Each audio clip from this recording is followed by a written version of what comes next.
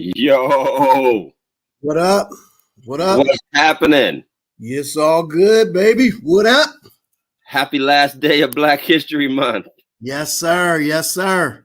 This is like the greatest day of the year for white supremacists. Happy Ninja Month. We here.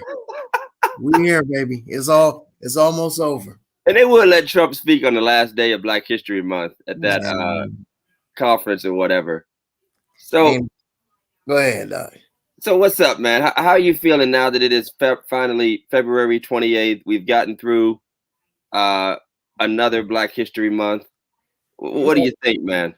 You know, man, I put it in a post the other day that I think, we have to continue to be Black history. We can't just allow this month to go by. I just said, I said, don't worry about, if you're not Malcolm or Martin or Marcus Garvey or Frederick Douglass, any of them, you need to, create your own Black history. Get married, start a family. That's Black history. Be that first person that went to college. Look at this. What? You are so crazy, man. Be that first person that went to college. You know what I'm saying? That's Black history. Right. Nobody else in your family went to college. Well, I mean, you could also blow up a building. You'll be Black history then too. I knew you had something to say. We won't forget you. Now I'm trying to be the serious one today. We'll know exactly who you are. And you'll never be forgotten. Yeah, you're right. No, in all seriousness, you're right, man. I mean, we say we got to be Black 365, but we got to put that to work, and to be honest, we do. I think we kind of have to stop like bashing and trying to one up each other with the rhetoric, like y'all celebrate 1 month. I do. We don't stop being Black. I'm gonna still be Black in the morning. I'm gonna be Black.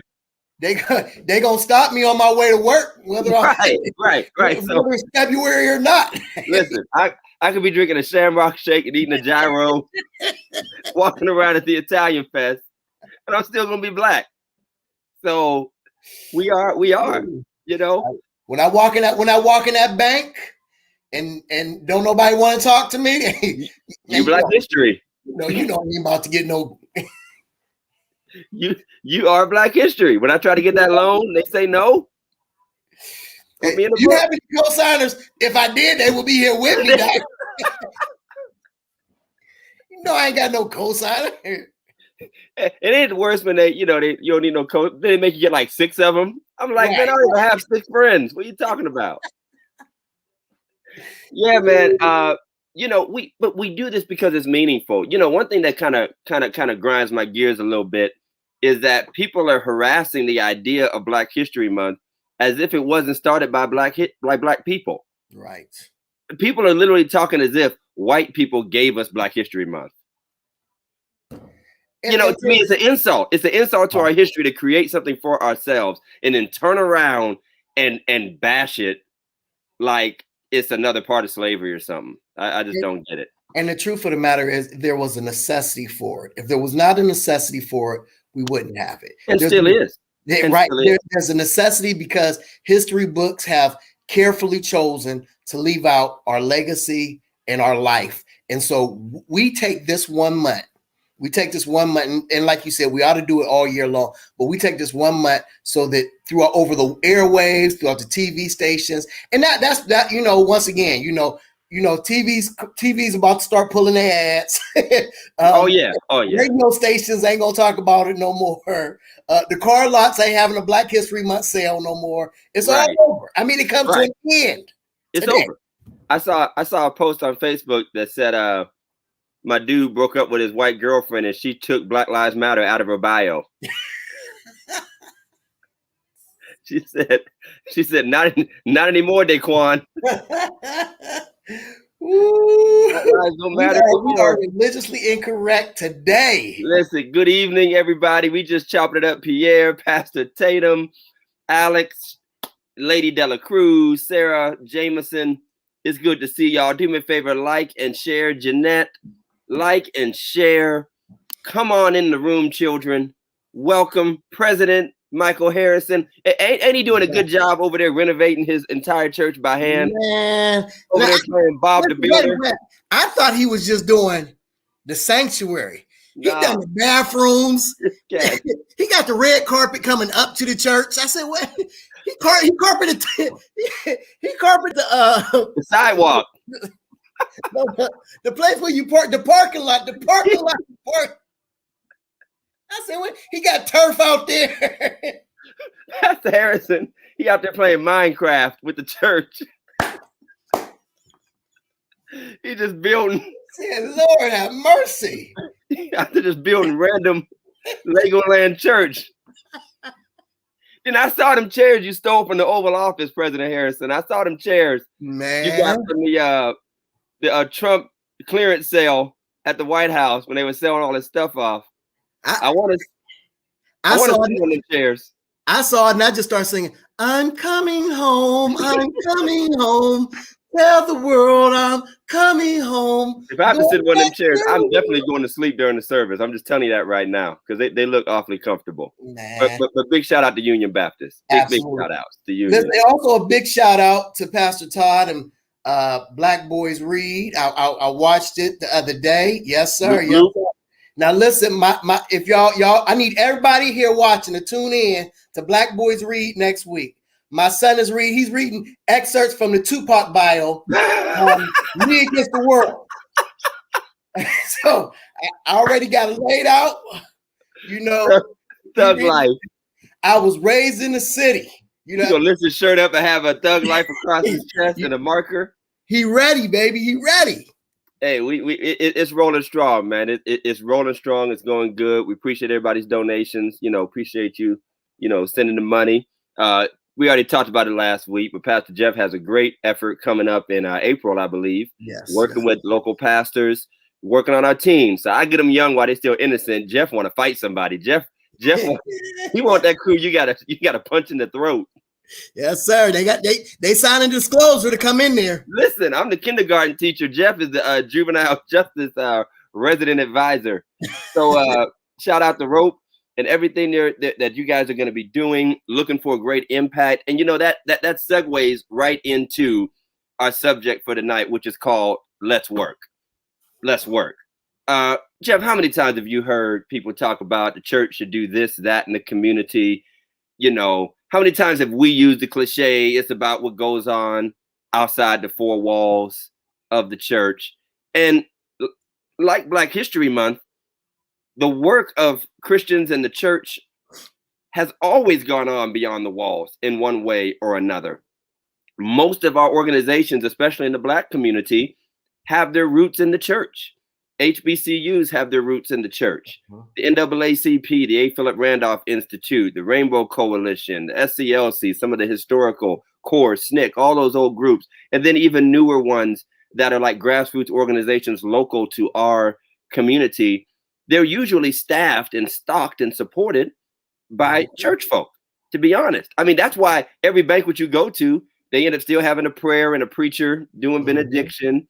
You know, you don't go to NAACP bank when they be talking about Assalamu alaikum or whatever. You know, Hotep. You don't hear. I'm not to say that there's no room for that, but it's just that it has always been traditionally a Christianized endeavor.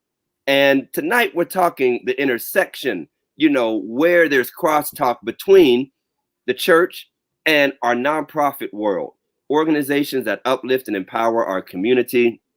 And Jeff, I know you have one of the biggest mover and shakers in Warren. Historically, he is Black history, and Mr. Sonny Morgan, he is walking Black history. Tell me about your experiences working right quick before we invite our guest in. Tell me about your experiences with that and your interactions with nonprofits and local organizations, not to mention Action. Right.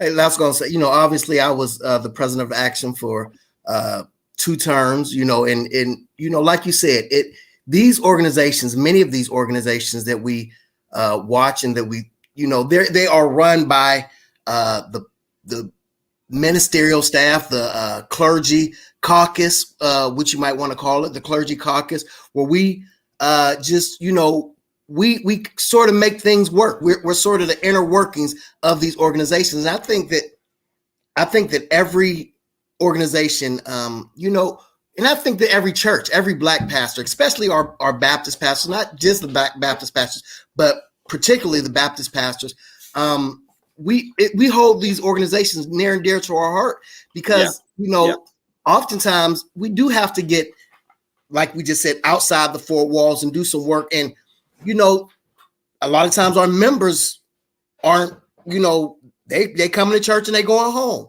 So us teaming up with these local organizations that are already have grassroots in the community, and we're just able to push and move with these organizations. So I think, you know, there are many Black pastors that I know who are doing phenomenal jobs.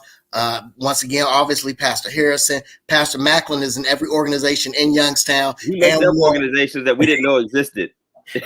he in the Detroit Community Council. I'm like, how you get to Detroit? The Harlem Stop the Violence Committee.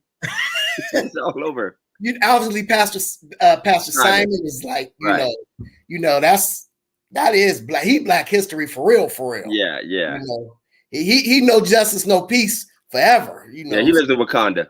Right. So, in that spirit, our very special guest is a young lady who is, honestly, she is one of the hardest working individuals. And I'm not even going to say woman no more. I'm trying to clean up my gender language because sometimes we compartmentalize people by gender. Like, oh, that's the hardest working woman. No, she's one of the hardest working people in the Valley. She has worked with Youngstown Business Incubator, Women in Business, Inspiring Minds. Youngstown co-owns Ryan's Chair Barbershop and Beauty Salon. She's a part of a bunch of organizations. I'm not reading this bio, you know, because when us preachers get up, we pretend like we being humble. We be like, you don't have to read the bio, Doc. Just tell him I love the Lord and I want to do his will. That's what we say. Then we get mad. We get mad when they don't read it, though. So our special guest tonight is the one and only Youngstown's own Stephanie Gilchrist. I want religiously incorrect. Give it up for our guest tonight. What's happening? Hey, what's happening? Y'all are I was over here just dying. You two are just hilarious. That's all I can say. We're gonna lose a guest one of these days. We're gonna lose one of these days. No, not at all. It might be tonight. It might be no. It might be tonight. No, I'm with you on that one. I'm with you. How are you? How's everything? Man, great, good. You know, like you said, wrapping up Black History Month, but you know, whatever that means, you know, because I'm still Black tomorrow on March 1. So just keeping the fight and the hope alive for the folks in our city and community. Love it. Let me just start off by telling you, you know, I talked to my mother-in-law, Rosalind, today, and you know, I told her you were going to be on the show, and she gave you the highest praise. She said if she could put a straw in your head and suck up all your knowledge, she would do that in a second. I said, wow. I mean, from my mother-in-law, who just, you know, who is one of the business minds of Warren, that is a huge compliment. So we are so grateful to have you tonight. Thank you. It is such an honor. I'm telling you, I don't even know what to say. Like Rosalind is that chick. So, thank you. She's bad and Wow. bougie. Love I it. know, Love it. right? Love it. So tell us, Stephanie, what have you worked on and what are you working on right now? Just give us a quick down and dirty. What have you worked on and what are you working on right now?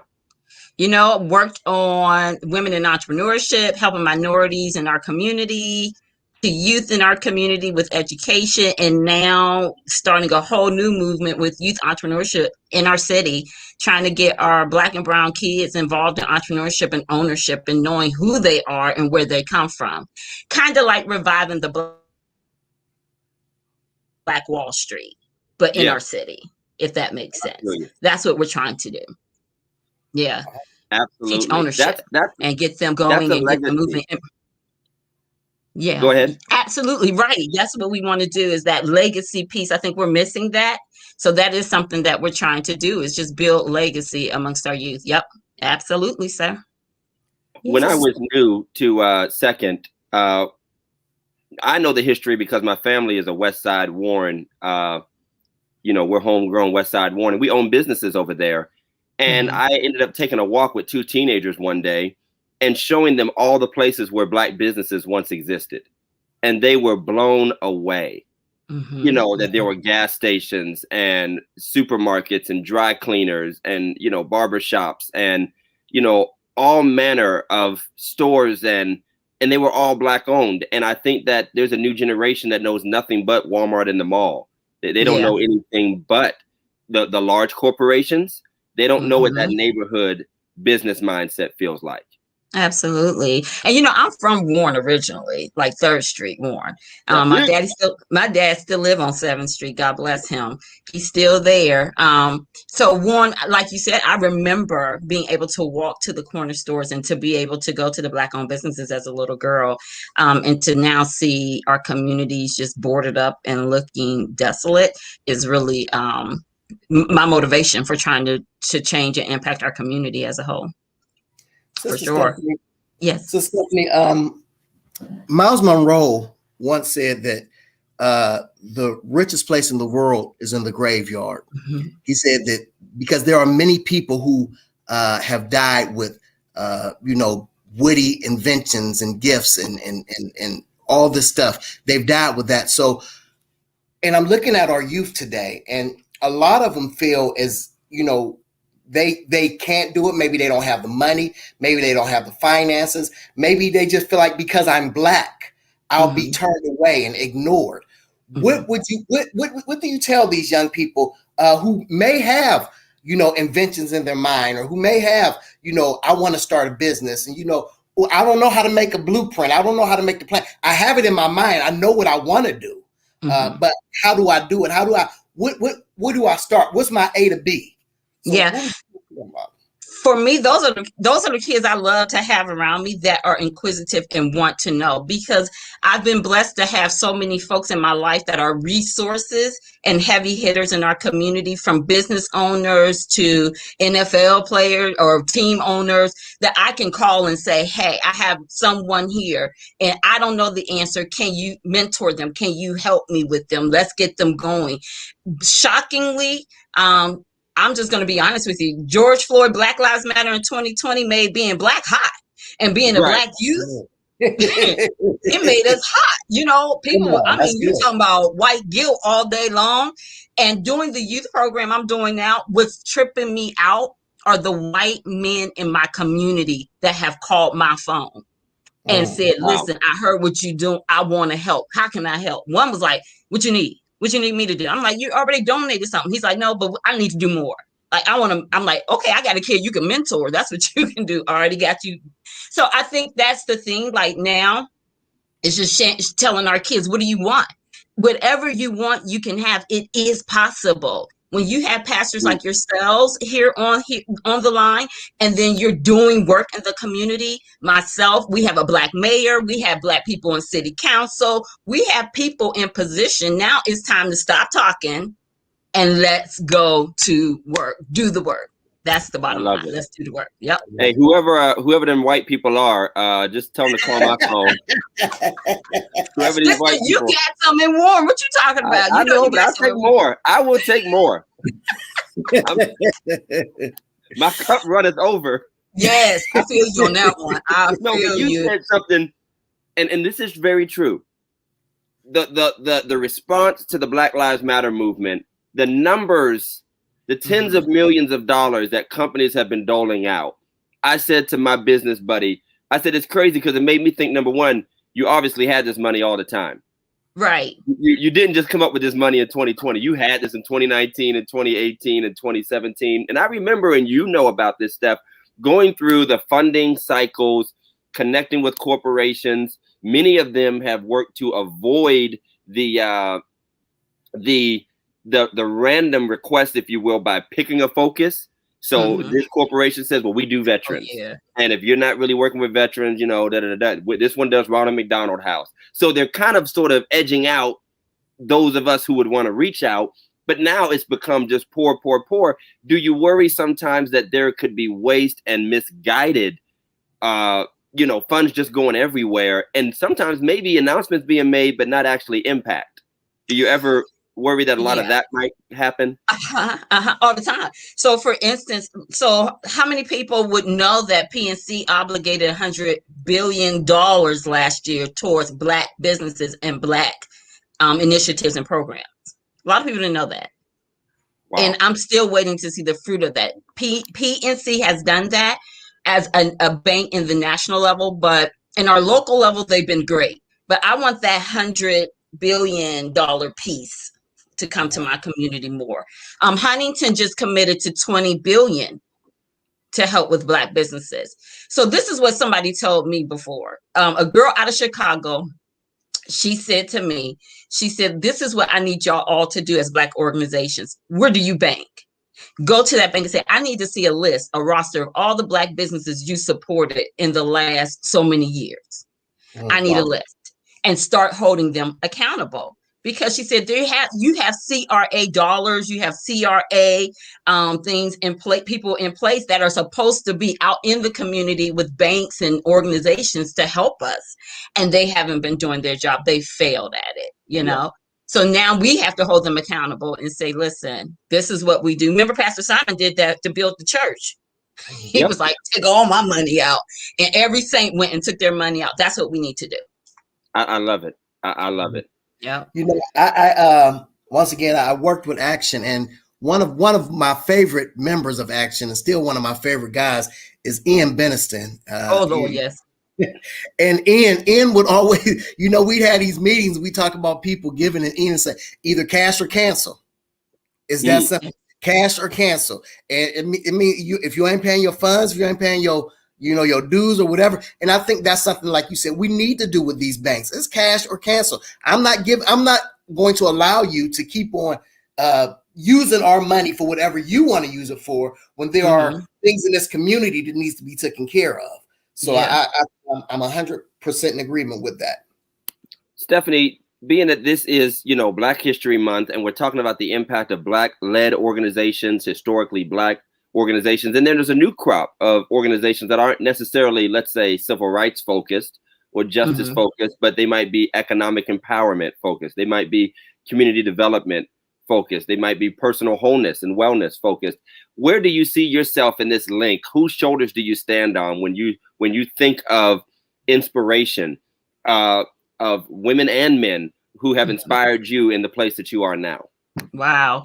I definitely would say one person is my Aunt Cheryl, who lives in Atlanta, but is from Warren, grew up in the Highland Homes, and retired at 44, was in Essence magazine because she pushed herself to go beyond the norm. So I stand on her shoulders.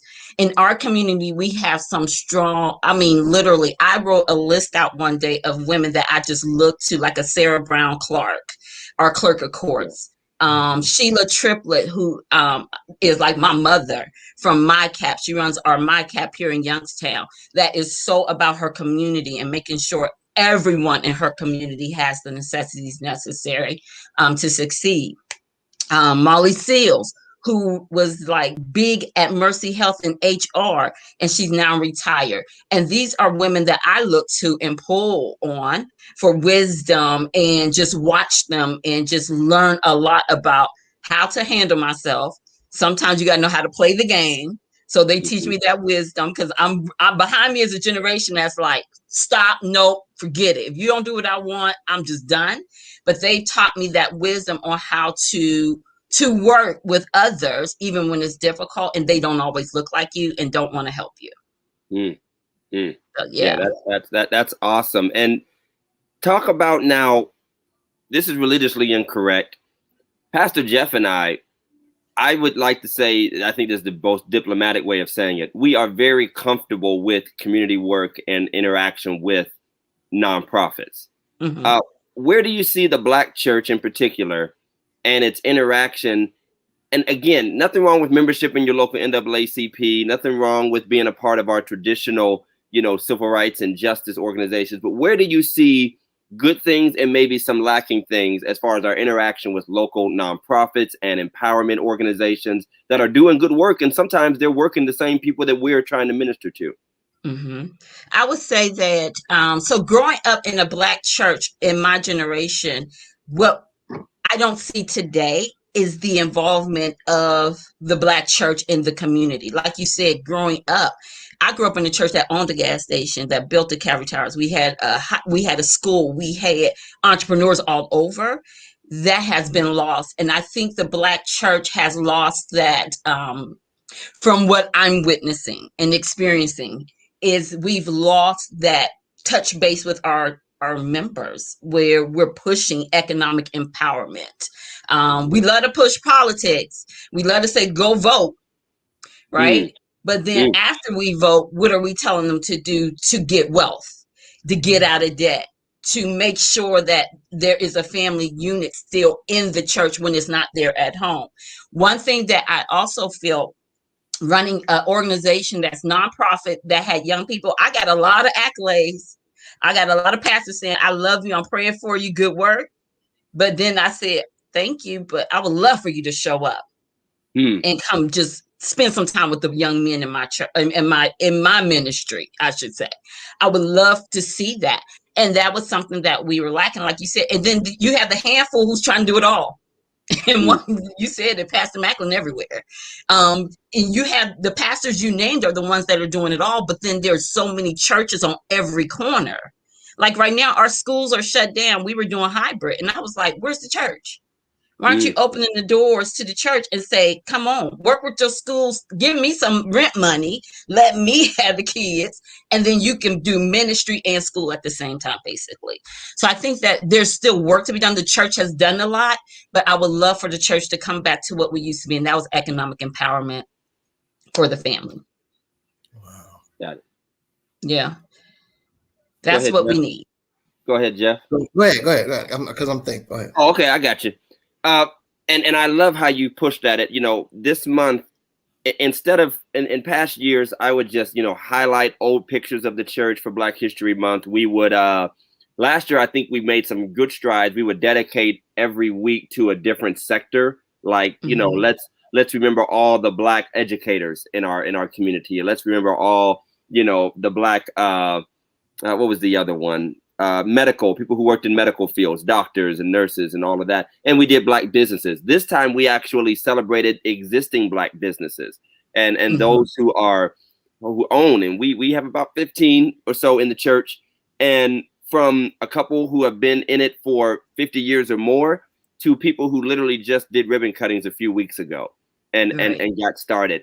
And that's been a passion of mine, because the church that I've been blessed to pastor, that was the legacy. They were the church of entrepreneurs and of business owners. And there are new opportunities. I think there was a gap, and maybe that gap was the availability of jobs for a season that we didn't think in the same make it yourself and do it yourself the way we once did. But our generation has come back around to, I can't count on GM.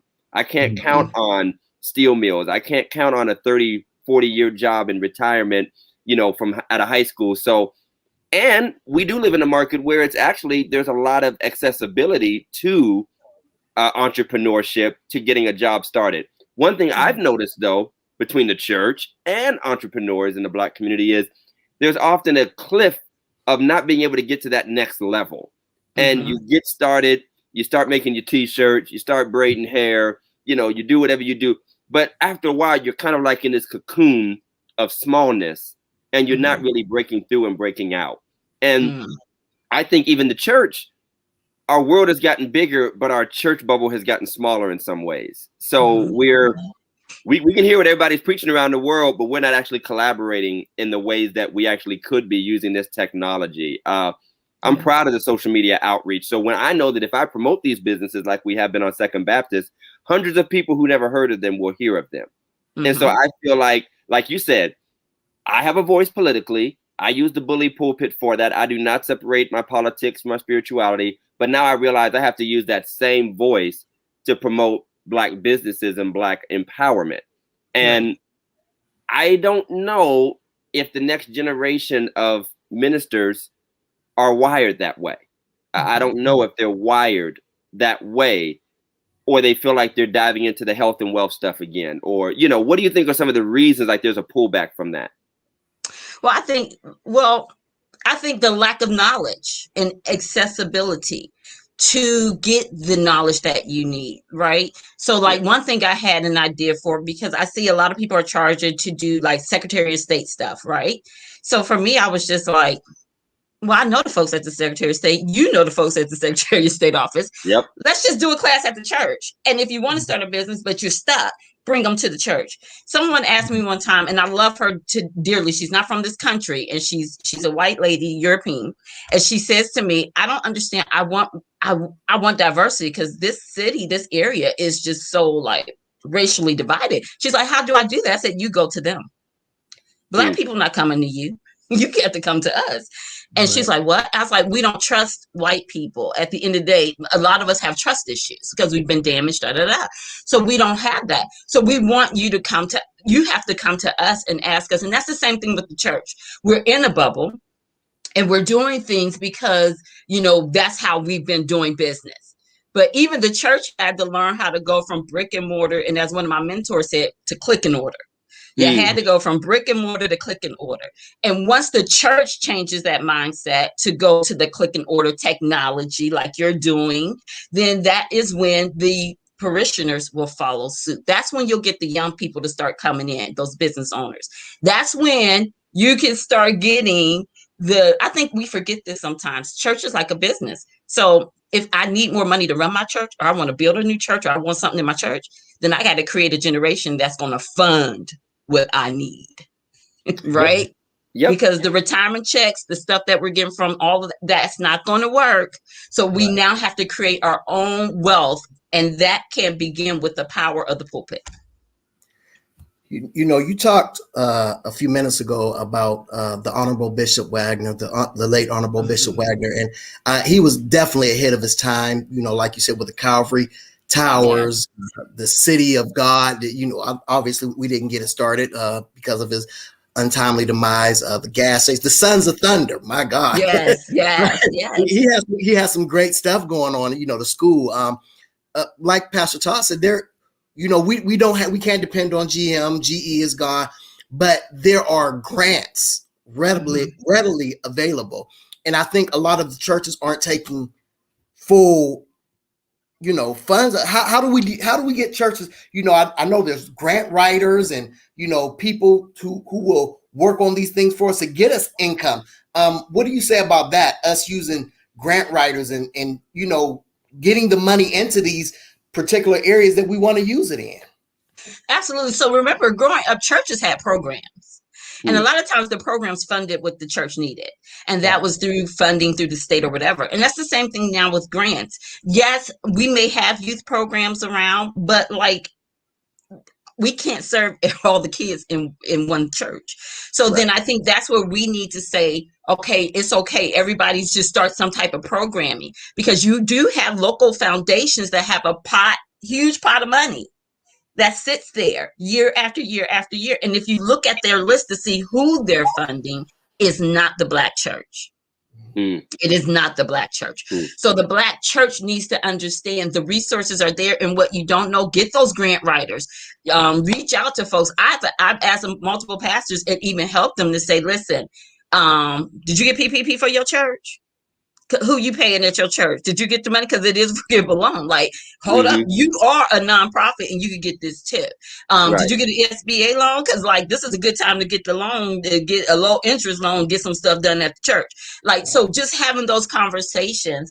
The money is there. You just need to know where to go. And that is having those conversations with people like myself and other people in this community who know, because we're in the nonprofit world. We could tell you, go to this foundation for this, the bank for this, company for this, ask for donations. A lot of people still paying taxes. Some churches aren't even 501c3s. Yeah, you're right. And you're going to the store and not paying, and you're paying tax. No. You're a 501c3. So I think it's just knowing how to save where you can, and then going out and getting that funding where it is available. Money is here. Money is here.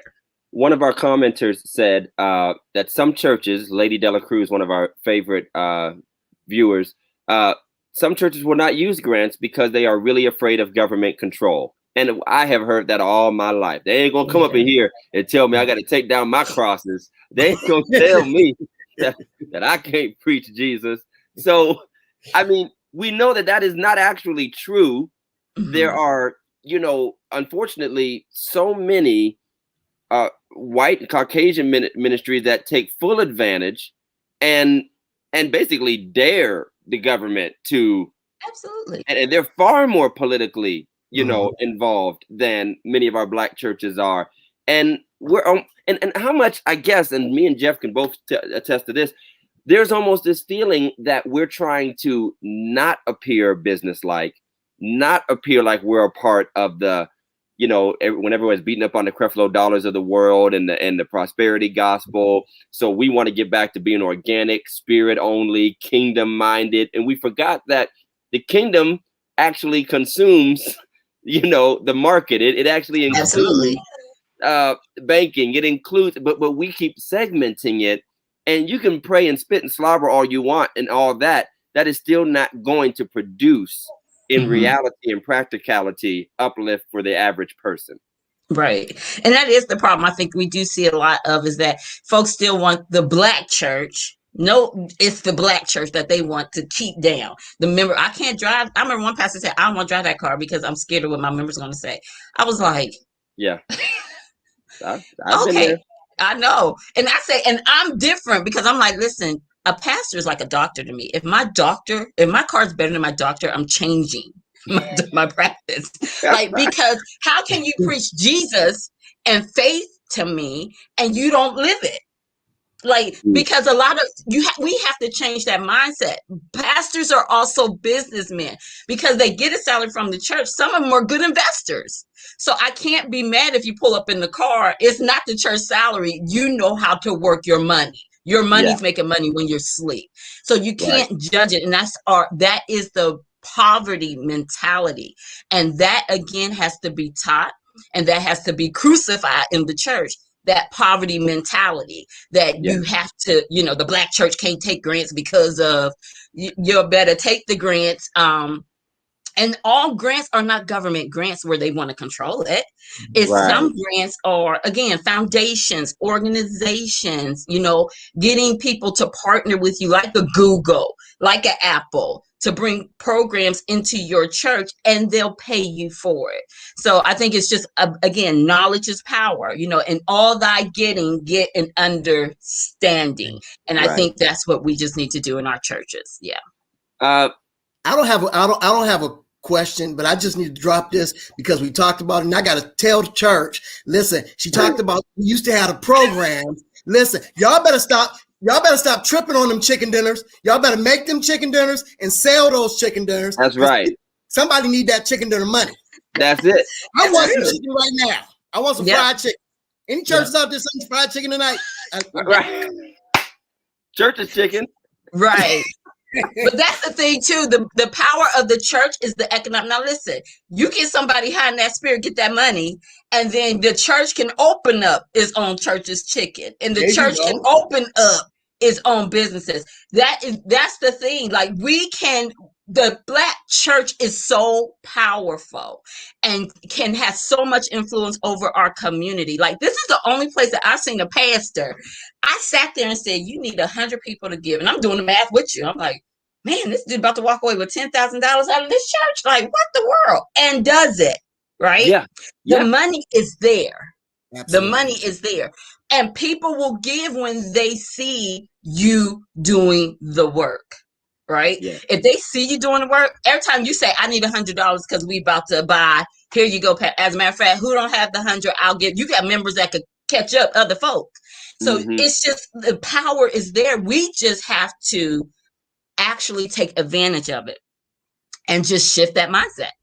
One thing I've seen is I detect, if you will, and discern that there's a feeling that many of us are not able to keep up with the high speed shifting and flexibility of what nonprofit, what community work looks like. We are still very much in the banquet mode. We are still, and there's nothing wrong with the chicken dinners. We need that money, nothing. But like you said, we are not feeling organically tied to the Google money. We're not feeling tied like that we deserve. And it's almost like what we used to call it, we still call it imposter syndrome. We feel like we don't belong in those spaces. Right. Even sometimes when those spaces are seeking us out. And in the Black community, that poverty mentality actually blocks us from walking through doors that God has opened. And we're sitting here worried about what we feel about ourselves, how other people think about us. Meanwhile, we know full well that our communities, as I said to a Caucasian evangelical friend of mine who has a rather large church on the other side of town, we do very similar work, but at different levels. And their capacity of their organic givers is just higher than ours. So I said, brother, you're working with suburban money. I'm working with hood money. Right. So, it's a huge difference. So you got enough to do programs for y'all. Then you come over on my side of town and set up a few blow ups and you doing stuff over here. And I'm just trying to pass out a snow cone, and a lot of us feel we're often behind. I say this a lot.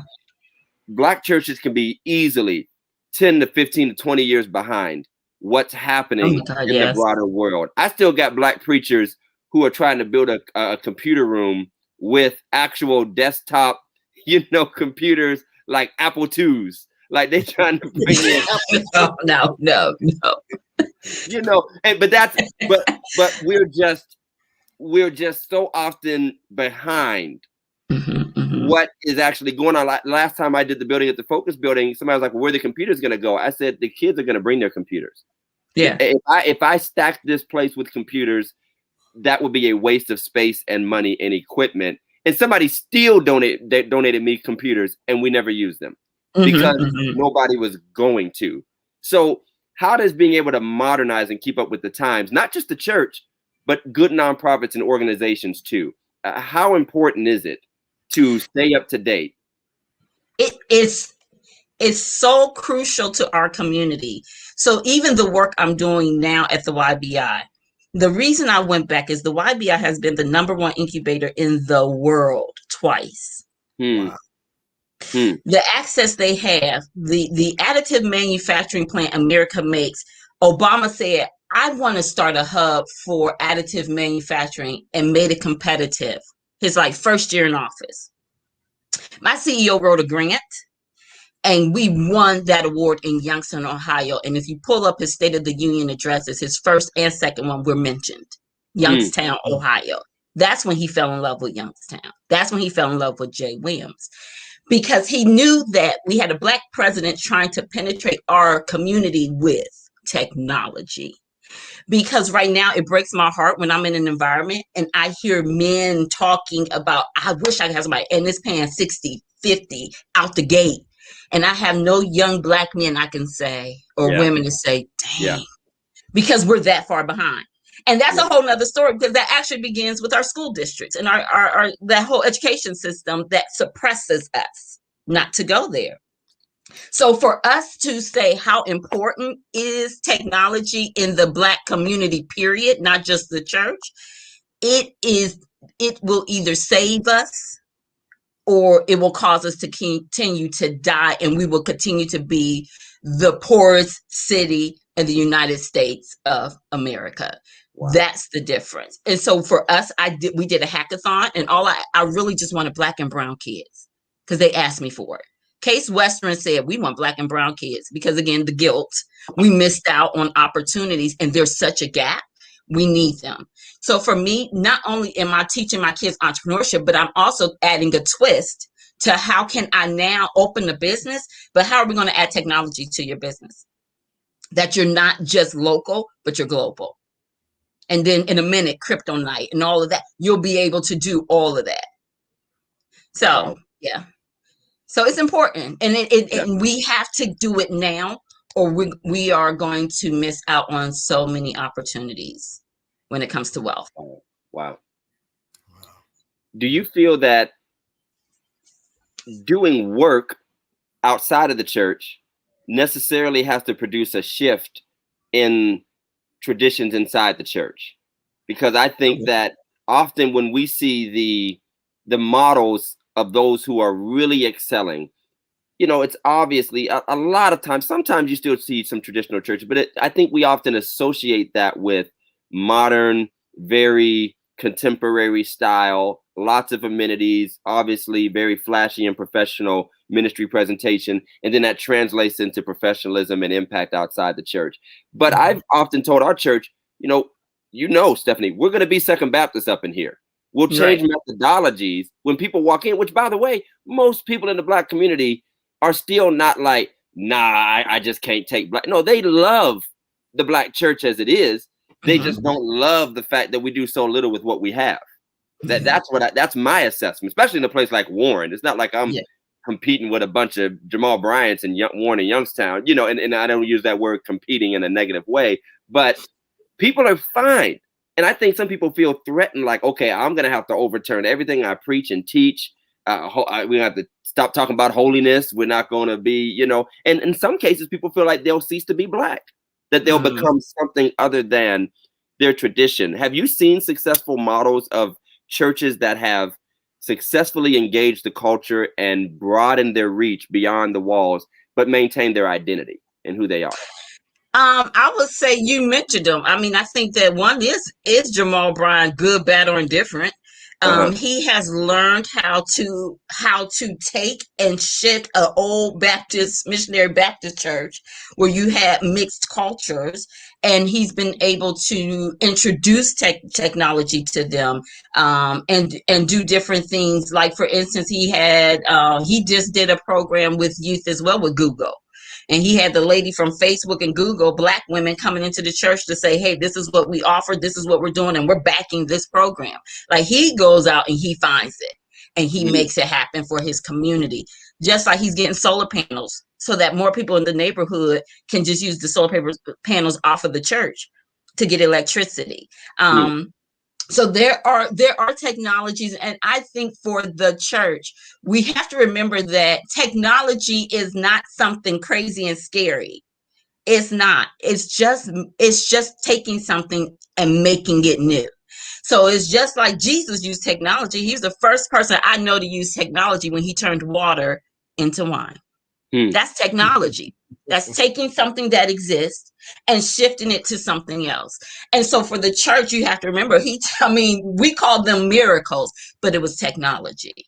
It was his technology. And so I think for us as the church, we have to take on that mentality, like, let this mind be in you, which was also in Christ Jesus. Technology is what he had.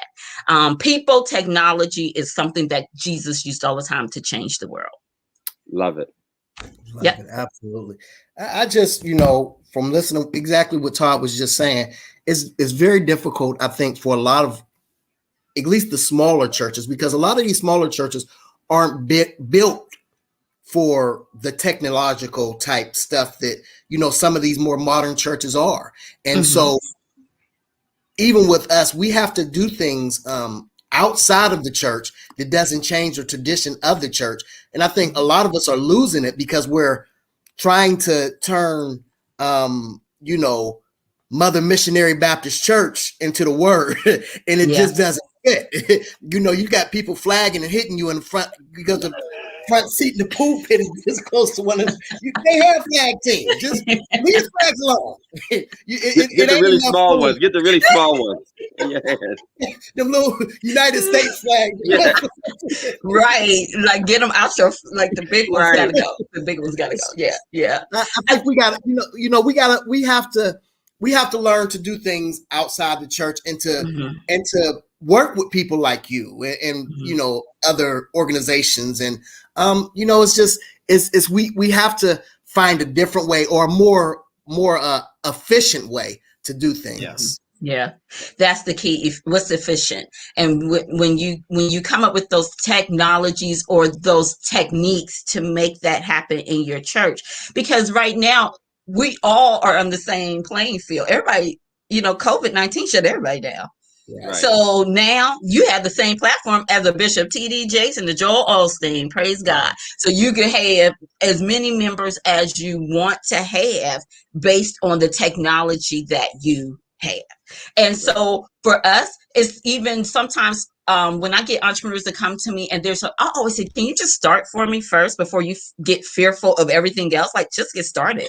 So if that's going live on Facebook, YouTube, or whatever, then start there and then build from there. And that goes for the small church as well as the big church, because no one is going back to church as we knew it before. I don't see that happening anytime soon where we're going in masses. So right now there's an opportunity for the small church to really grow and show what they really have, to me. Through the different techniques, and then through outreach, again, programs, doing things unique. Like I said, Youngstown City Schools right now, they're struggling. The CEO doesn't really want the kids to go back, but we have kids that are in need of a stable internet, meals that they could count on. And so I was like, where's the church? I need the hello church. Can y'all open up your doors just like 2 days a week? And let the kids come in like that. And then when you do that, then money comes. Money comes when you do that. So yeah, I love it. I love it. I want to ask you a little bit more about your program that you're doing right now. And to everybody watching, we'll just kind of reset. Welcome to Religiously Incorrect once again. Thank you for joining us. Leave your comments if you have any questions for Stephanie. I know she has poured out so much. She answers the questions before you even ask. But that's a good thing. Like us on Facebook, on Instagram, on YouTube, and be sure to leave us your comments, good, bad, or ugly. Most of the ugly comments are about me, but that's okay. I want to ask you, and then we have a few questions. What does your program consist of? Who is it serving? Like what regional area, age groups, and what does success look like for you? Ooh, I'm going to tell you. So the program right now that we're starting, the Youth Entrepreneurship Program, we're starting with 15 weeks and we start March 16th. We're only taking 25 students. And I think we hit that mark already. And what we're doing, 15 weeks of an accelerator program. So I do a women's program and the youth is going to follow the same line. We had somebody who donated domain names. This guy bought domain names years ago as an investment. He started multiple businesses in our community, sold them, very successful. He bought bet.com for betting purposes, not knowing that bet.com would be needed by Black Entertainment Television, who had to go to him and buy the domain name. Wow. So this is a man that is like, what do you need from me? I'm there. And I'm like, I need you for the technology piece. So we're going to do things like taking dominion. So we're going to have domain names he's given to us. The kids are going to create business ideas based on that. So our whole goal is by the time these kids are done, they will be registered to do business with the state of Ohio. They will have hands-on prototypes for their products and services by the time they're done with us. They will have understanding of accounting, finance, and the legal piece. So financial literacy will be wrapped up in this program. And then they're going to learn how to pitch and communicate. And we'll eventually in the summer do a youth Shark Tank so they can pitch their ideas and win scholarship money or seed money, round money to go into their business. So that is where we're starting now with that program. And you asked me something else and it just slipped my mind. I forgot what you said. Well, who does it serve, like age groups? Who does it serve and where? Yeah. So we're at the Youngstown Business Incubator. We'll be there once a week, Tuesdays for 3 hours from 4 to 7. Ages 9 through 18 is who we're serving. And we are looking for the kids who live in the city limits. Okay. That's who we want. If we get a couple that sprinkle from the suburbs, that's fine. But our mission and goal is to get at least 90% that live in the city limits. That's who we want to reach. Real quickly, before we take the questions off the prompter, I want to ask you, because you said something about financial literacy, and I think that's very important in starting businesses with kids. Because a lot of these kids, they got cars in their names and they can't even drive yet. So credit then started off bad from the giddy up. They got water bills in their name, and and I see a lot of it online now where everybody is doing this credit repair, and I'm like, I wouldn't even let you fix my plate at home, so I ain't let you fix my credit. So I mean, with all these businesses popping up, everybody, I mean, how you fixing your credit and you stay in an apartment? But I guess no child support. I guess you could do it. So I mean, what do you say about this and just the financial literacy part and the credit part? So I think for me, it's very important. So I have a meeting this week with the guy from Merrill Lynch who saw me on the news and wants to partner. I want him. Like that to me, I need people who could come in, like a Jamie Carpenter, who's a Black male. He's my investor. Yeah. I need folks like him. And I've had folks like a Molly Seals, who's a Black woman who's very good, been doing investments since her kids were little, and they're like in their 30s. And she's okay. She's blessed and highly favored. So it's having those folks come in. And again, my aunt, who was VP of Charles Schwab, coming in. It's about changing their environment. So that's why I want them to leave where they are, come to me, because I need you to see a whole new world. Right. And then I need people who look like you and don't look like you, who are successful. Because I'm like you, Pastor Jeff.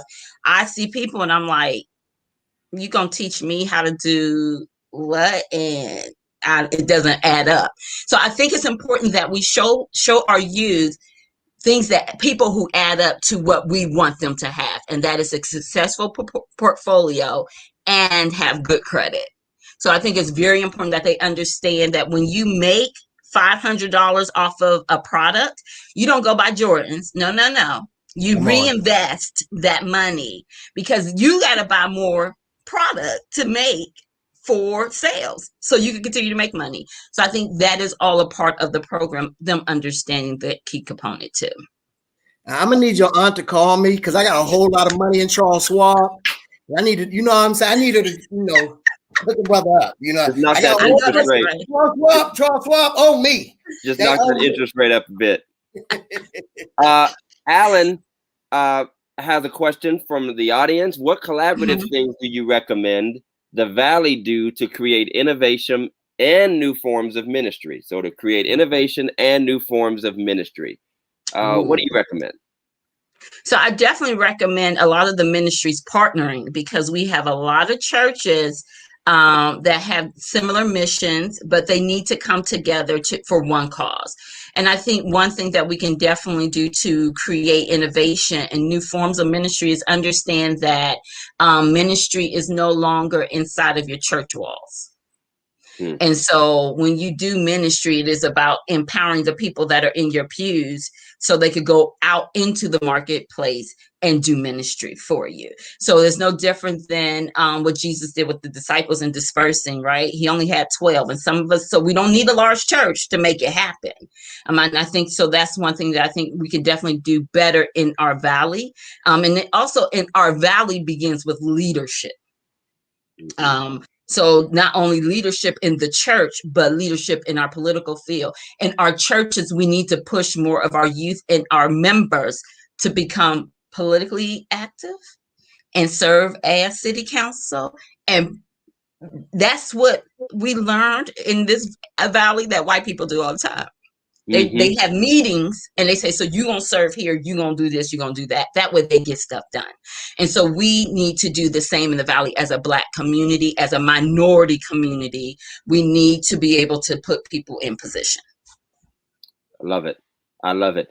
Big Mike posed a question for people who have a good business idea, but don't have the knowledge of where to look for or who to talk to about the grants that are available. what should they do? So absolutely reach out to me or to our ybr.org website because we have resources there.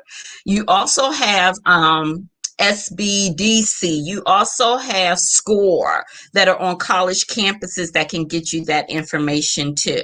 Warren's library system, I'm not sure about, but our library has a whole business center where they help you find grants. They have classes and they teach you and you can do business plans. So we partner with them a lot as well. So I say definitely reaching out to the organizations you know are doing the work in the community. I love it. I love it. Any other questions? We're just checking. Charlene said a great thing. It's not just the pastor's job to do ministry, but the congregation must get involved. And I must say that yes, that is something that has to be rediscovered in our churches is lay leadership. And when I say lay leadership, I'm not just talking about a member who has a position. I'm talking about a member who has a vision.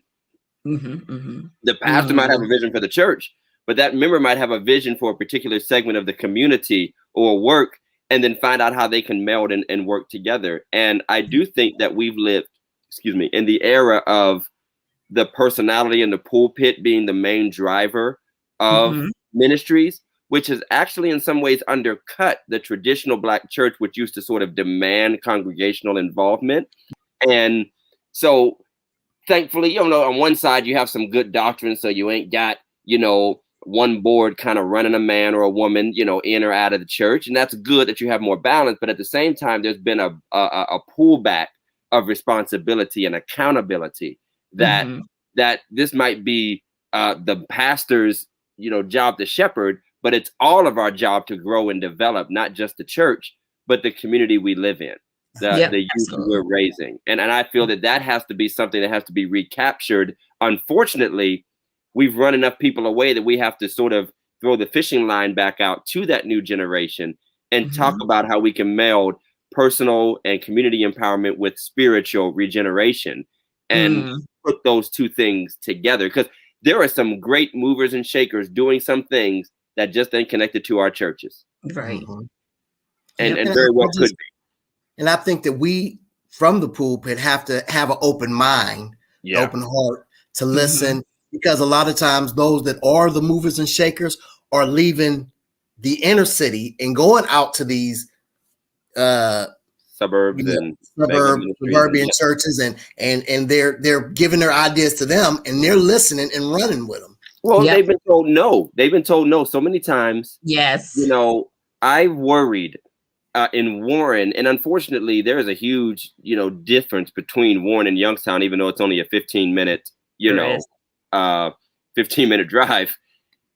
My generation, and even the generation, beyond me, the older ones, we have seen so much disparity and so much distress. It almost breeds a can't do spirit.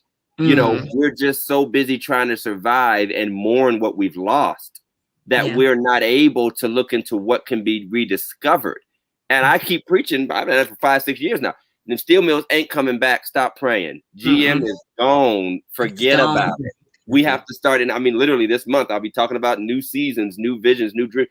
We have to reimagine our realities. And that's something we struggle with even as Black people, because Black History Month, we're so tied to the past. We are not as committed and we're not as passionate about creating a brighter future. So, absolutely. Pastor Jeff, what do you see? And I'm just kind of mixing this up now. When you hear what Stephanie's talking about, when you hear some of the ideas and things, as a pastor, what do you feel are some barriers or some things that you talked about being small? And what are some other challenges you think you might want to tackle and address so that you can maybe embrace some of the things she's talked about tonight? Well, I think one of the biggest things is, and not just for me, because obviously I'm right with you. I'm in your back pocket. Pastors who are moving and shaking and making things happen. I think we have to stop having that jealous attitude or like they doing so much or they think they all this. No, you need to get, stop trying to go against the flow or swim upstream. Instead, get on the channel that's moving, and you need to flow with them. So, when you call me and you say, I got this idea and I got that idea, and I'll say, yeah, that's good, that's good, that's good.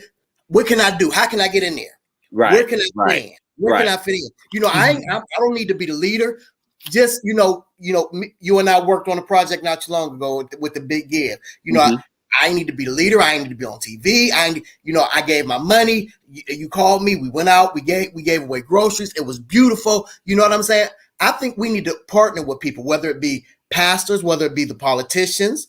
We need to know what's going on in the community. That's one thing. Half of us don't even know what's going on. Half of us don't even know, when the city council meetings are, when the board meetings are, when the school meetings are.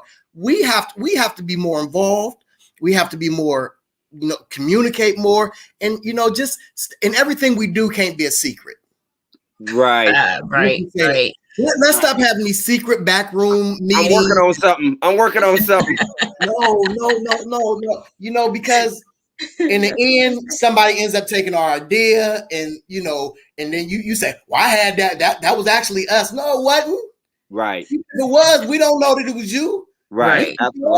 Because you ain't never had no idea before. Absolutely. Right. And it's okay to not be the person who doesn't necessarily envision what the dream of the project is, but is willing to work at what has been envisioned.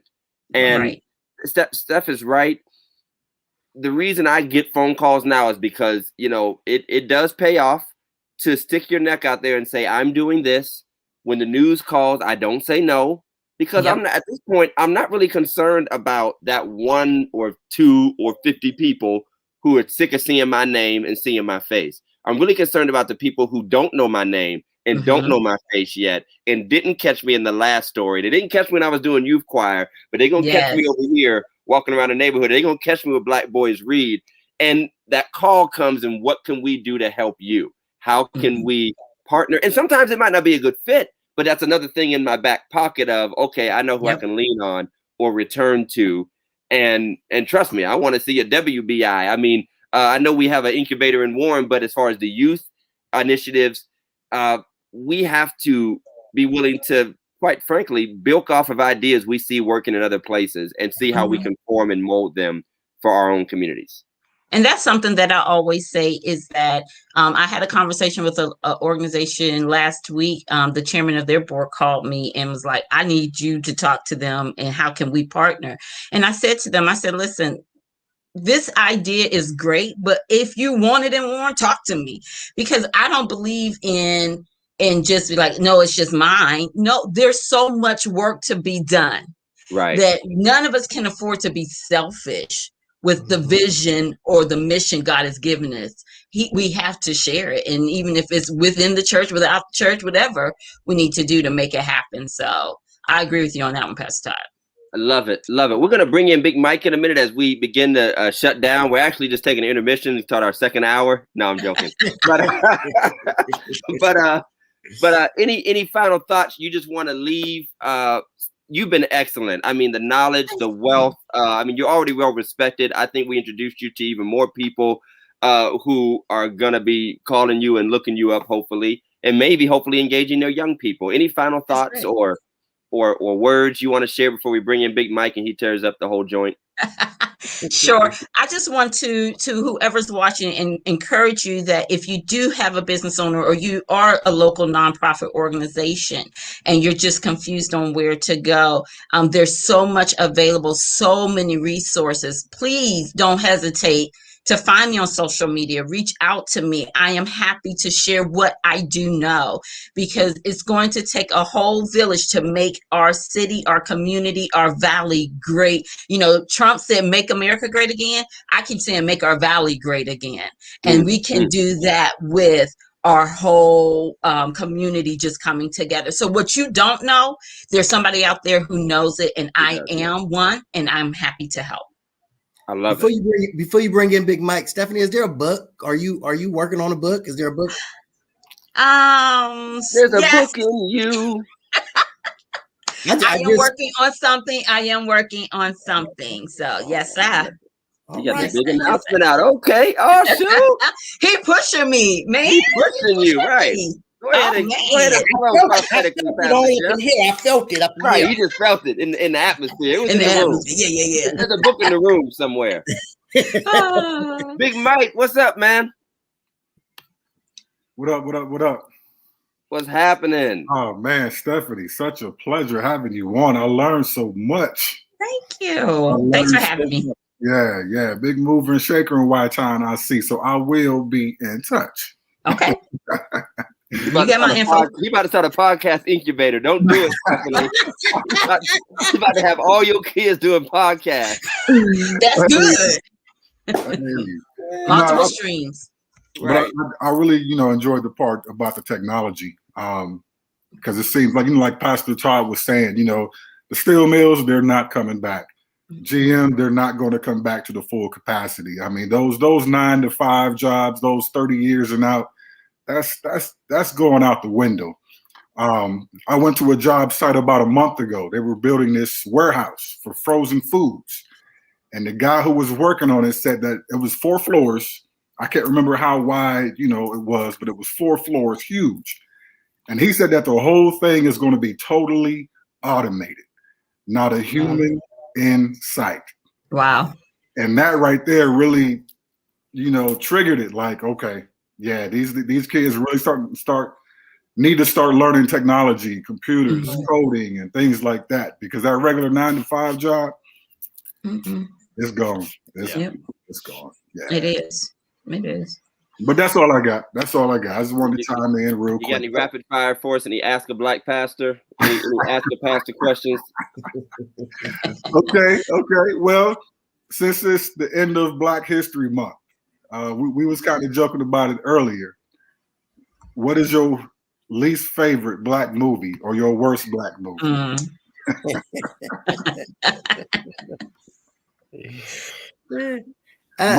Mine is probably I'm Gonna Get You Sucker and Blank Man.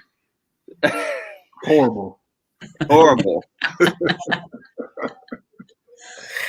I think I'm gonna go with CB4. CB4, yeah, that was kind of bad too. Chris Rock. That was just not good. Yeah, it was kind of bad. Yeah. What you got, Stephanie? A lot of the Spike Lee joints. Really? I'm sticking to it. I'm sorry. You're sticking to Spike Lee bashing, boy. I love him, but geez. Mo Better Blues? You didn't like that one? It was okay. That might have been the only one, but Spike Lee just is a lot of work.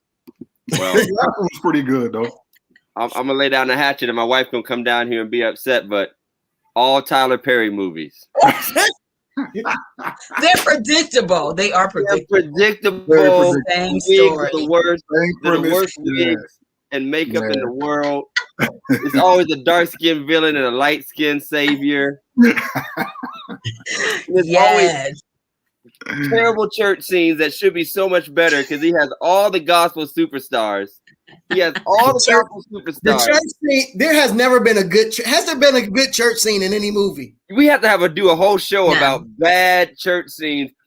Here's how bad church scenes are in movies. My favorite church scene is when James Brown is the preacher in the Blues Brothers movie, and Shaka Khan is the choir leader, and he just dances and does splits the whole time. Because everything else, I'm like watching one guy's on the piano, and like there's a whole band playing. I'm like, where's the band at? What? It's funny, man. I was looking at my memories this morning, and I mean, this was probably like 10, 11 years ago. And I posted that my wife, I don't even remember what movie we was watching, but it was one of these church movies. And she said, my wife had said, the lady who was preaching didn't give no honor to the pastor. Right. She didn't give a subject text. I said, you've been married to a pastor way too long. I mean, my wife was just going in on him. But black people, I'm wondering if they even know the church, or these are a bunch of black folks that don't even go to church. Because even when they did the Clark movie, the one preacher had his collar on backwards. You could see them. What in the world? You would notice that. I didn't even notice They should have noticed that. They're Koji royalty. Where are these people at? But I'm just saying, I all Tyler Perry movies. I'm proud of him. I'm proud of him. Every dime he has earned. but his art is garbage. Yeah. I said it. I ain't gonna say it's I do garbage. like his I play. said it. Have you seen The Oval and Sisters and these dumb shows? I don't like it. I can't get into it. I can't. Now, Tyler, Has you want to have get on our not. show and defend yourself? Somebody tell him to stop people in warning young Just don't style. wear that one wig you wore in the one movie. Yeah, don't wear that wig. Think of Star Trek. But Hey.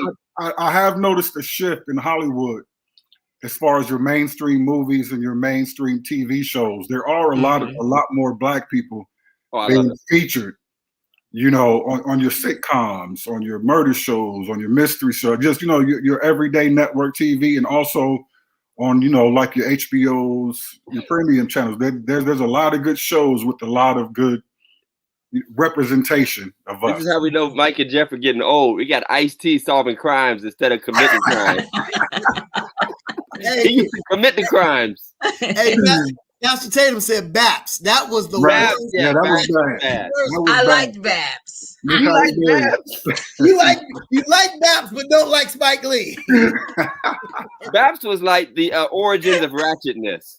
Babs was like, It was the beginning. it was the I loved beginning of it. ratchetness. The Yes, genesis they of were ratchetness. ratchet. Oh my gosh. Yeah. They were. Hey, Todd, They were. you want to make the announcement for next week? I'll put the graphic up. Yo, we have I know Stephanie will love this. Everybody loves. We have a very special first Sunday. Y'all know first Sundays we always do it up big. We've had some great guests, and we're going to next level with Religiously Incorrect this first Sunday, which is March 7th. We want you to tune in on YouTube and on Facebook because we are bringing in the one and only visionary of the Pajam production team, Paul PDA Allen. Are y'all Yeah. hearing? We talking about the brother behind some of the greatest hits and this whole new generation. We might as well call it New Jack Gospel. I mean, the right. Jay Moss. I mean, he has been behind so much. He's worked with Hezzy. Everybody you can think of has been through the Pajam system. He's like our Jimmy Jam and Terry Lewis in the 2000s. I mean, he has been a part of so many foundational projects. And Pastor Jeff, Pastor, myself, we get to talk to this brother about his journey, about his art, about his connections. Maybe we'll get some more stories like we got from Jeff's buddy about trying to beat up some background singers. Some gospel background singers. But y'all, make sure you like and share and follow. Get your subscription alerts up so that you know when we're live. Get your questions ready. All you industry heads, all you gospel artists, it don't get no better than this. You know, unless Tyler Perry comes on to defend his bad movies. But it don't get no better than this. So first Sunday, March 7th, 9 p.m. right here on Religiously Incorrect. I'm just excited already, Jeff. I'm excited already. We have to talk about. I need Ben Hurt, Tara Elkins, Ben Hurt, Tara Elkins, all y'all, all of you. Kingdom all y'all Movement. wannabes. Let's Everybody who's ready to go up. Let's do it. We might do some live auditions. Awesome. Hey, and we'll be doing some more giveaways too. We'll probably hand out some more T-shirts. So who did we give away to? Mike, Mark Raines. Yeah, Mark Raines and Lady Charlene Cruz. And Lady Charlene. You sent Mark his medium, right? Medium, yes, sir. Medium. Okay. We're the same size. It's a medium. Yeah. Okay. Sweet. Hey, y'all make sure you go to religiouslyincorrectpodcast.com. Buy your gear. We got everything from cups to cell phone holders, T-shirts, hoodies, all that good stuff. People in Warren are tired of watching me rock my hoodie starting to get faded out and everything else because I just rock it because it's pandemic wear now. I used to wear a suit and tie every day. Now it's just hoodies and joggers. Goodies, yep. Hoodie preacher. Listen, thank you, Stephanie, so much for joining us and rocking with us. Appreciate We said what's up. We have to talk about preacher haircuts with Ryan one day. We have to talk about what can y'all do? What can y'all do? Vanity, oh vanity. You got to bring all the Beijing to the. Oh my gosh, no. Let it go. Let it go. No, bring some gorilla. Look, bring the gorilla glue. Bring the gorilla glue. and make it happen. So, hey, y'all keep liking and sharing. Stick with the Religiously Incorrect crew. We appreciate it. Jeff, you want to say anything? Man, we just love y'all. See y'all next week. Peace. Mike, take us out so I can dance. All right, y'all.